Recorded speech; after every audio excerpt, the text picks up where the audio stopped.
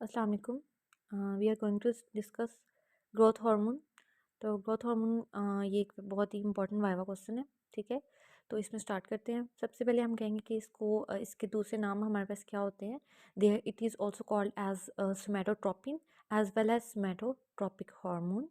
Chemical nature की अगर हम बात करें तो it is peptide hormone with 191 amino acids and receptors कहाँ होते हैं इसके ऑन द सेल मेम्ब्रेन।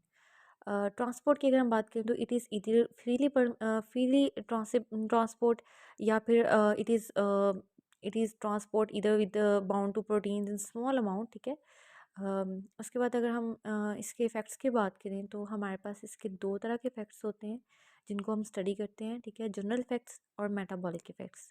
तो पहले हम देखते हैं कि जनरल इफ़ेक्ट्स कौन से होते हैं इसके।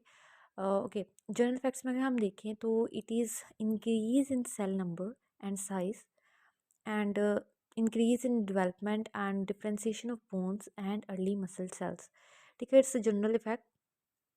और इसके बाद अगर हम डिस्कस करें हमारे पास मेटाबॉलिक इफ़ेक्ट्स कौन कौन से होते हैं इसके, तो हम इसको तीन मेटाबॉलिज्म्स जो हमारी बॉडी में रन कर रहे हैं इसके ऊपर इसका इफ़ेक्ट देखेंगे। तो पहले हम स्टार्ट करते हैं। हमारे पास होते हैं प्रोटीन मेटाबॉलिज्म पे ग्रोथ हार्मोन के क्या इफ़ेक्ट्स होते हैं। तो स्टार्ट करते हैं। सबसे पहले जो है ना, इसने क्या करना है, हमारे इंक्रीज़ करवानी है uptake of amino acids in cell. ठीक है, इसके बाद इसने क्या करवाना है, transcription, increase in transcription of DNA to form messenger RNA. मतलब इसने मैसेंजर आरएनए ज़्यादा से ज़्यादा बनाना शुरू कर देना है। ठीक है, और इसके अलावा फिर इसने जब मैसेंजर आरएनए बन गया तो अब ट्रांसलेशन भी होगी। ठीक है, प्रोटीन बनेगी तो क्या करना है, ट्रांसलेशन में भी इंक्रीज हो जाना है। ये हो गया। उसके बाद कहता है कि hence causes an overall increase in protein synthesis. ठीक है, हमें पता चल गया कि इसने सेल्स में अपटेक भी इंक्रीज करवा दी, इसने आरएनए ज़्यादा से ज़्यादा बनाना शुरू कर दिया, इसने ट्रांसलेशन ज़्यादा से ज़्यादा करना शुरू कर दी और अल्टीमेटली इसने क्या किया कि प्रोटीन सिंथेसिस में इंक्रीज, ओवरऑल इंक्रीज करवा दिया।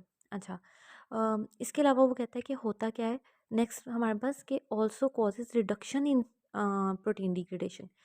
मतलब इसने प्रोटीन की सिंथेसिस को ज़्यादा करवा दिया और प्रोटीन डिग्रेडेशन को कम करवा दिया, because it allows fats to be use as energy instead of proteins.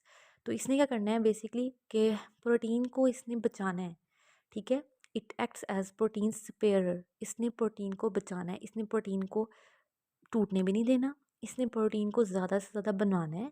ठीक है, और इसने क्या करना है, और इसने ना प्रोटीन को बचा के फैट्स को इस्तेमाल करना है एनर्जी प्रोडक्शन के लिए। ठीक होगी बात। तो बेसिकली अगर हम ओवरऑल इफेक्ट देखें प्रोटीन मेटाबॉलिज्म के ऊपर, तो growth hormone is protein anabolic hormone. Means के प्रोटीन को ज़्यादा से ज़्यादा ये बनाएगा, ज़्यादा से ज़्यादा ये सिंथेसाइज करेगा हमारी बॉडी में।